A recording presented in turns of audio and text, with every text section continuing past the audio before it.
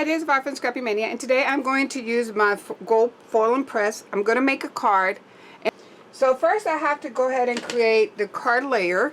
So I'm using a piece of cardstock. This cardstock is about 300 pound. It's very heavy duty cardstock.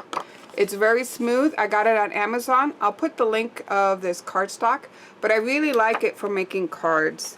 And then, so I'm using this. It's nice and soft. I'm going to be using a Spellbinder Foil Die, and I'll put the link for this one, and I'll write which one this is. But I'm going to use this, and I love these flowers because what I want to do is I want to use some watercolors to really give it a nice watercolor background with these flowers. This is another Spellbinder die that I got on Amazon. I'll put the link, and I'm going to go ahead and put here sending prayers. So that's going to be in a different foil. So I'm thinking I'm going to use a gold foil for this, and then I'm going to go ahead and use maybe a darker foil for my sentiment. So the first thing you got to do is heat up your plate here, your gold press plate. So it's been heating up, and I feel it's nice and hot. And then I'm going to go ahead and get some gold here. And I want to get a piece that will fit my die. I apologize for the traffic. So you want to go ahead and cut it right close to the size of your die. And I'm going to go ahead and use a knife to do this.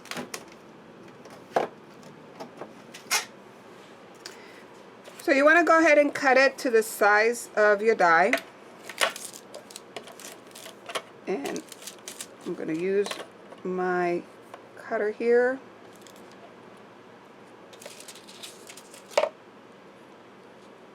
Get it just right. Okay.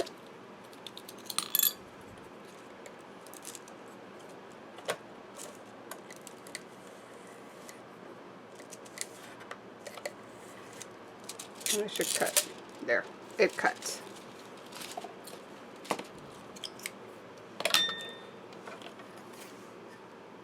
Okay, so you want to go ahead and put your foiling die down on your gold press machine. So I'm going to go ahead and place that first. I'm going to go ahead and place my gold foil with the shiny part facing up.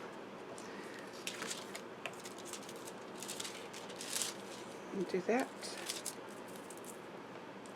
and then I'm going to go ahead and put my cardstock. Make sure that it's even, and then I'm going to close it. Actually, before I close it, let me go ahead and do that again.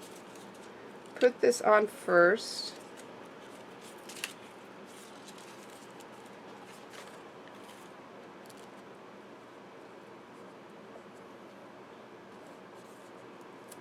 Okay, I'm going to go ahead and get my shims. So for my machine, I usually use two 130 pound shims. I'm going to use this.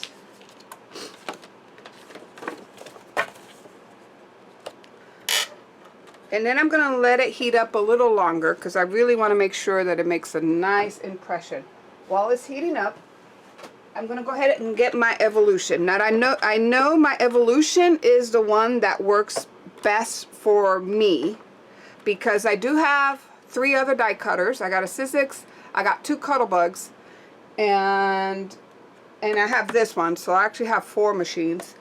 And the Cuddlebugs does not work very well, even though this is an Anna Griffin product that I bought at HSN, and she used it with her Cuddlebug.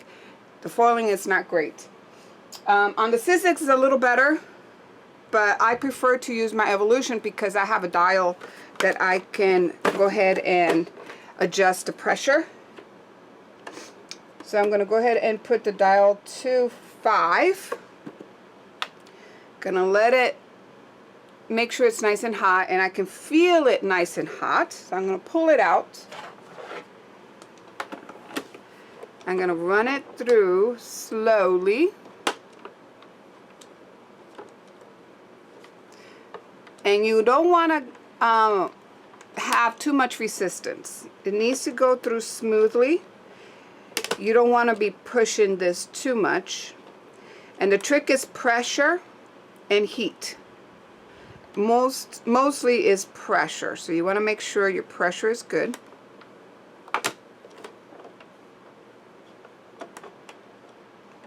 I'm going to bring it back, but before I remove it, I'm going to pull this out of the way.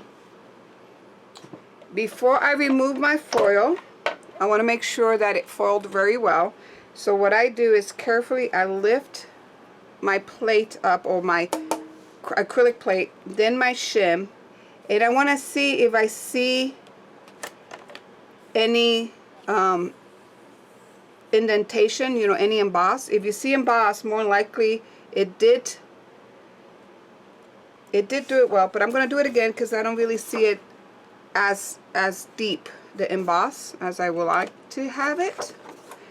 So I'm going to go ahead and run it again just to make sure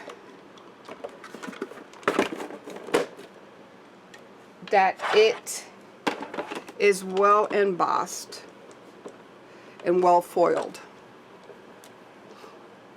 And you want to make sure you go slowly.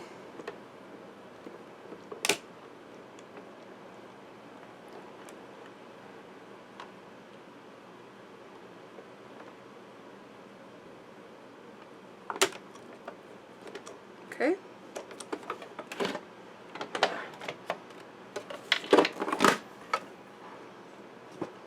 Okay.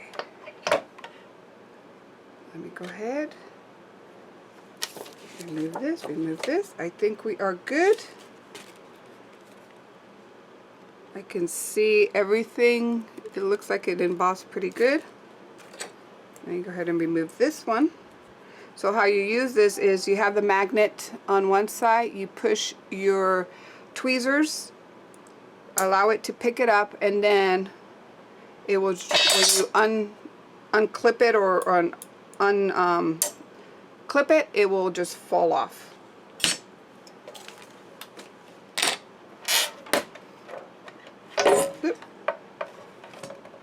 It has some really sticky feet. So I'm going to go ahead and look at this, and look perfect. Very nice. I really like that. Now don't discard that. Let me show you a trick on this. So we're going to make 2 cards. I don't like wasting product. So I have another sheet. Usually when I use these large dies, I usually get 2 sheets. So you want to go ahead and get a nice thin, this is very thin, a nice thin metal sheet. You're going to put that, lay it down. Okay. This time I'm going to go ahead and lay this on top.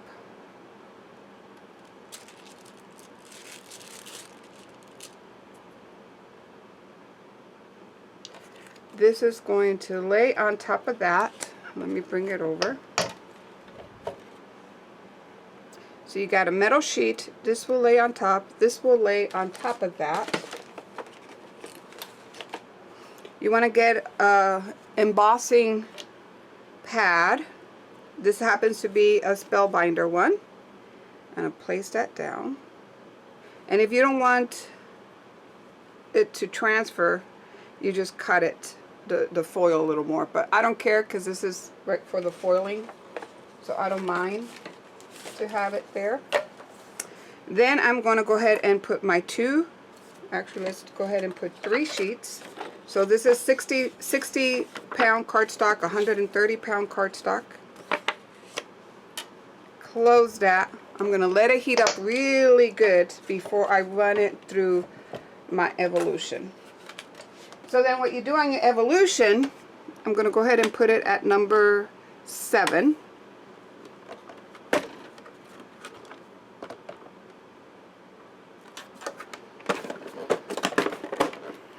And we'll wait for this to heat up a little longer.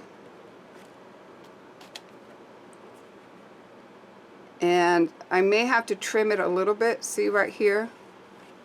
I may need to trim this. So I'll trim it in a second.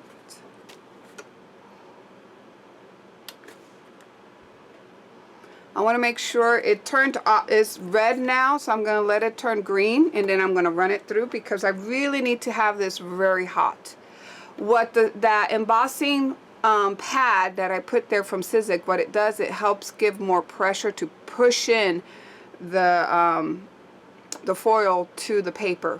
Now it does not work. The technique does not work at all with the foil that you buy on Amazon. This foil, it does. I don't see results. It does not work. It only works. I've gotten good results with the Spellbinder and the Couture Creation foil. All the other foils that I have does not work. Okay, I'm gonna pull it out, and then slowly I'm gonna run it through. And that was too much, so let me put it back to 6. So let's put it to 6. And that's a little too much. See how it's hard to run it through? I'm gonna put it to 5. And just run it through.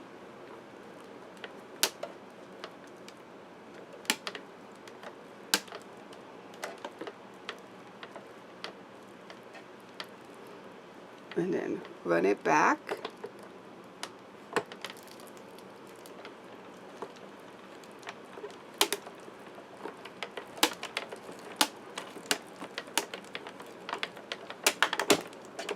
Okay. Maybe, yeah, I did it 5. Let me bring this out. So I leave it on the plate because I may need to run it again. So I'm going to look at it. It looks like it may have foiled. Let's go ahead and check.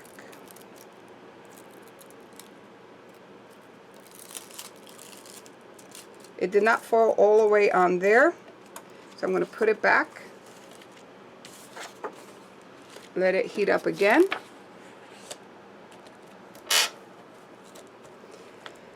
And then I run it through again.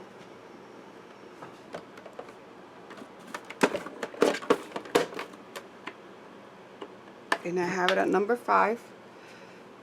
Make sure it's nice and hot before you run it through. And it may be that I might have to get a distressed look. But let's see if I can get this going. Sometimes it works, sometimes it doesn't. It always also depends on the paper that you're using. It depends on your pressure, but it depends on your machine. There's so many factors that really, it depends what you have in your shims for this technique to work. So you just gotta be patient, try different sandwiches in different settings. And then if you want a perfect result, most of the time you may not get that perfect result. You're going to get like a distressing look. And if you're fine with that, that's fine. If not, you know, it may be that you're just not going to be able to obtain the result you need, because it's just sometimes it doesn't work for me because of the cardstock or the foil that I'm using, all the pressures. So now I'm going to run it again through here. And like I say, I prefer the evolution when I use my foil and gold, because I can regulate the pressure without having to switch up my sandwiches. With all the other machines, you got to keep adding layers and layers of shims in order to get what you want. So let's look at this.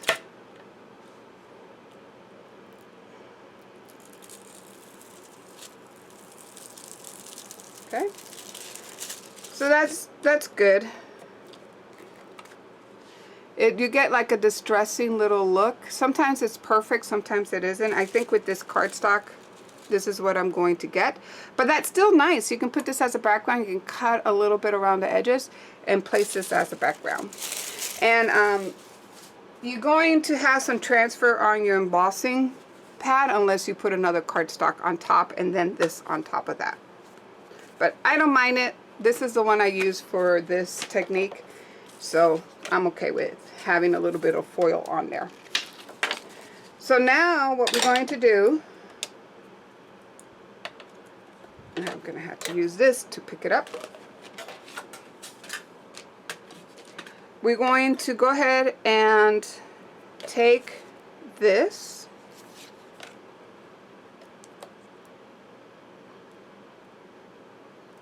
and I'm going to go ahead and centerize it right here. I'm going to go ahead and pick out a foil, and I'll be back. Let me pick a foil. So I came back. So what I want to show you, in order to, if you want to save some foil, you just cut it to the size of your die. And then I'm going to take my die and just, I don't want any over foiling, so I'm going to go ahead and cut it a little closer, but not too close, because then if you cut too short, it's not going to work. Okay, so I'm going to go ahead and place this here, sending prayers. I'll put it right here. I'm going to get some washi tape.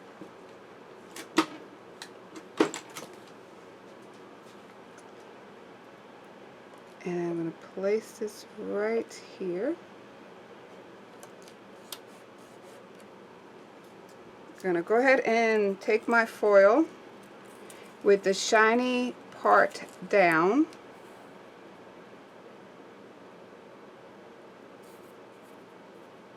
I'm going to place this here.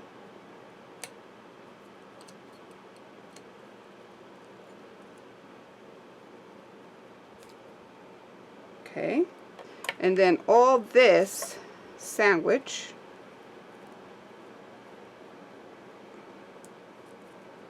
okay, let's go ahead and put another washi tape, make sure it doesn't move. I'm going to take this sandwich and place it down on my heating element. I'm going to go ahead and put the normal 230-pound cardstock and close the lid.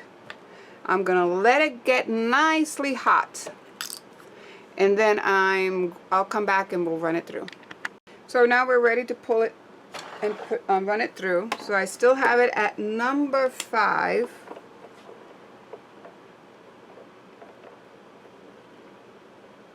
And slowly you want to run it through.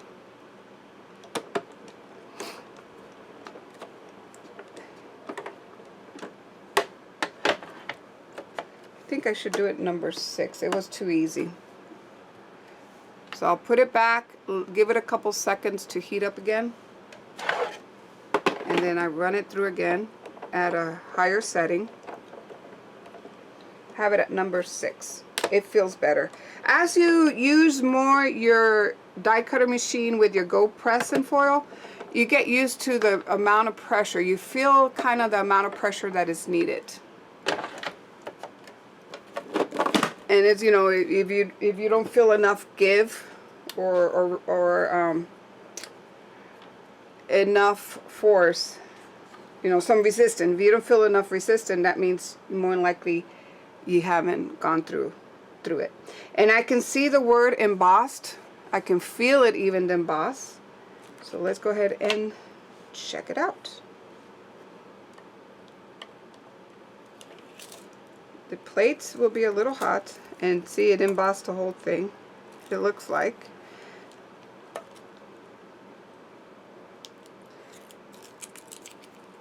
One area it didn't really emboss very well, so we might be able to take some, let's see, some glitter, some gel. I do have some gel pens that are similar to that color, and I might be able to fill that in.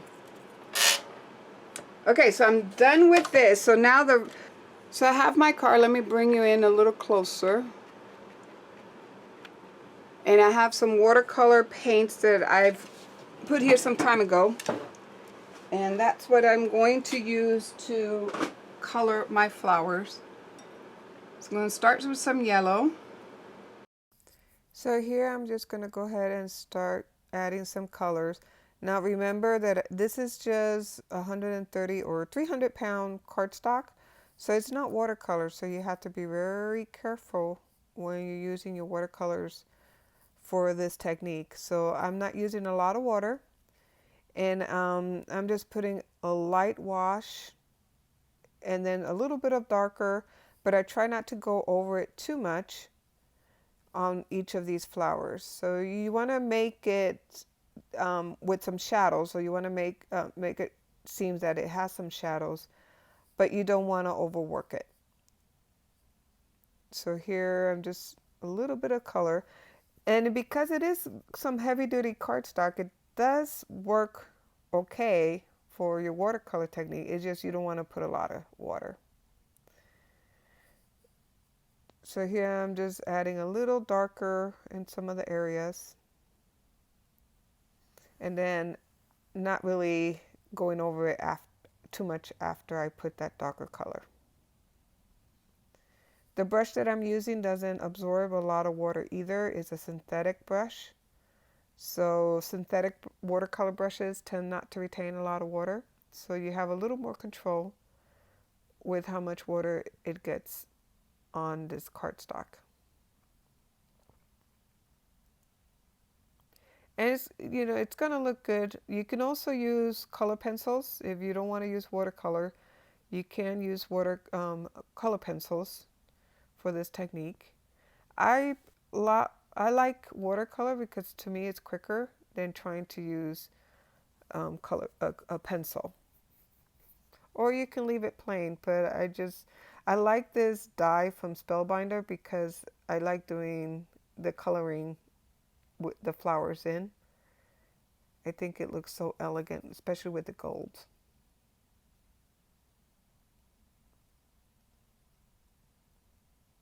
So I'm just going to continue on watercoloring each of the branches, the leaves.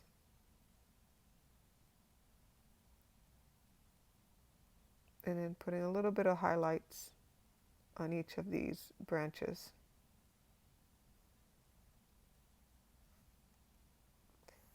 And I'm almost done with the whole card.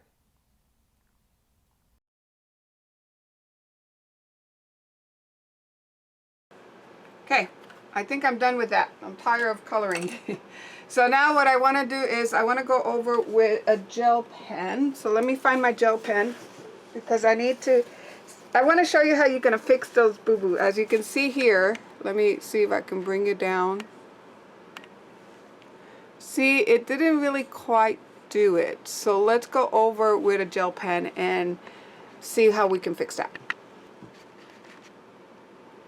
So I have this big old thing of gel pen, and I'm going to pick out some of them that I think may look like the color I need.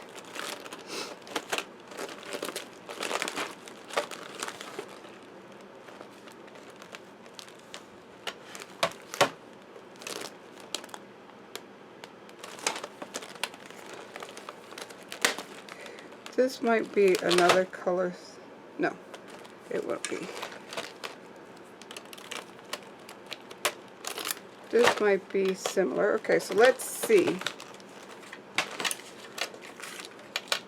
So I'm going to, that's too purple. Too purple. A little closer. So something a little closer to this. Let me look.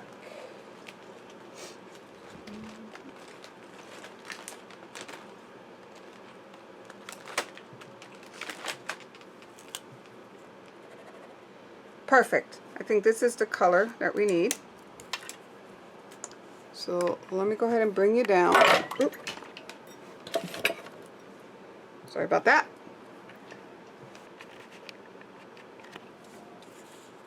So I found this one, it's this color and it looks perfect. So now I'm just going to finish this off.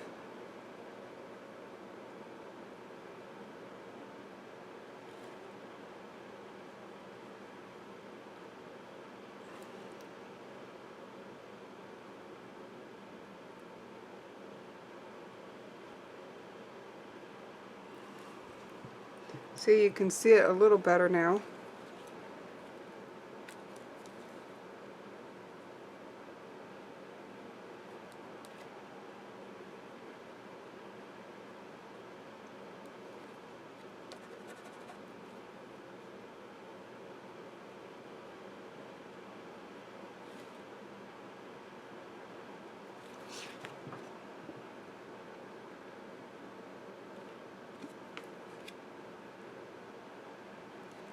So I think it's good enough.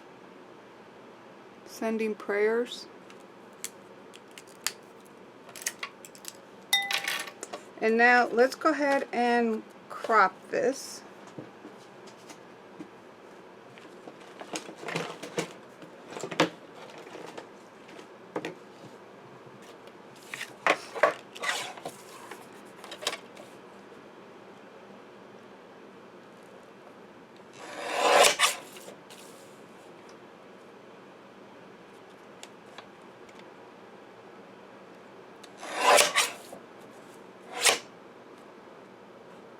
Okay, just cropped it a little bit. So there's my card layer for my card. So I'm going to go ahead and get a card base and let's put it together. I found these cards at Walmart on a very good price. It was $5, you got 40. And I counted them and there were 40 in the pack. And these are how it looks. And I think I'm going to use that hello. Let me see if I find the hello, which is right here. And let's go ahead and mount that. And I think I want to crop it a little more because I want it to fit right here. So let me go ahead and crop it. This card base is, let's see. Does it have the measurement? No, of course not. But this card base is 1, 2, 3, 4 1/4 by probably 5 1/2. So let's cut this to 4 by 5 1/4. Because we have this center and I already cut that area, so I want to go ahead and just take a little bit on each side so that way my seam doesn't get offset too much. And then 5 1/4. Just gonna cut a little bit on the bottom, turn it around, and then cut a little bit on the top. And that way it keeps everything nice and center. Okay, I'm gonna go ahead and bring my card base back. And I need to cut a little more on the sides. It looks like just quite doesn't look right.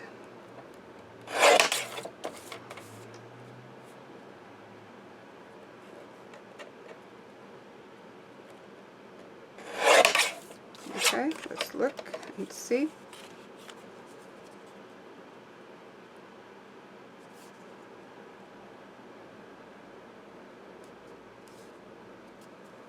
Just need to cut a little more on the sides.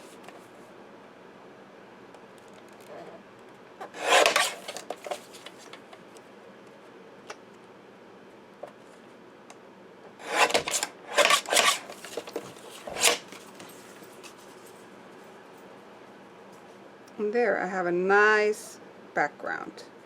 And actually, I'm going to cut a little bit on the top, on each top.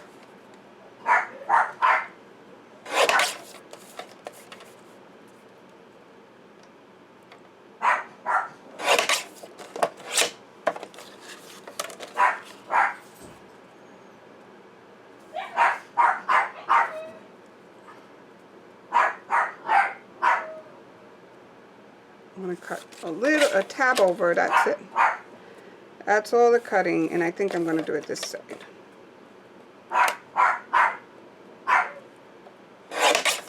Okay.